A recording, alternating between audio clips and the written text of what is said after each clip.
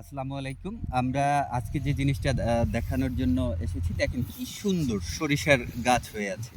আসলে আপনারা যদি আমরা যদি একটু দেখাই, খুব কাছ থেকে যদি একটু দেখাই, কি পরিমাণ হচ্ছে, কি ঘন করে হচ্ছে কৃষক সরিষা বুনছে এখানে। আসলে মূলত হচ্ছে আমরা ৩৩% ১ বিঘা বলি। ১ বিঘায় মূলত হচ্ছে সরিষা বীজ ১ কেজি দেওয়ার কথা। যদি ১ কেজি সরিষা বীজ দেওয়া হয়, সেক্ষেত্রে হচ্ছে আপনার পরিমিত মাত্রা সঠিক মাত্রা হয় এবং হচ্ছে আপনার গাছের ফলনও বেশ ভালো হয়। এত পরিমাণ হয়েছে যে যেখানে হচ্ছে আপনি এখন যদি এখানে থেকে শাক না খেয়ে ফেলেন কিংবা এখান থেকে যদি না সরান, তাহলে হচ্ছে কি আপনার ফলন কমে যাবে।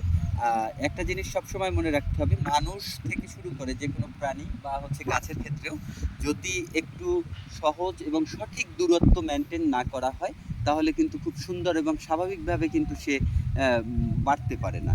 আমি এটাই দেখাতে চাচ্ছি যে আপনারা সঠিক পদ্ধতিতে যদি চাষাবাদ করেন, তাহলে হচ্ছে আপনারা সঠিক এবং পরিমিত মাত্রায় আপনারা ফলন পাবেন। আর আপনারা যদি মনে হয় যে বীজ বেশি আছে তাই বেশি ছিটিয়ে রাখলাম, আসলে এটা কিন্তু কৃষির ক্ষেত্রে ভুল সিদ্ধান্ত। এটা কখনোই করা যাবে না।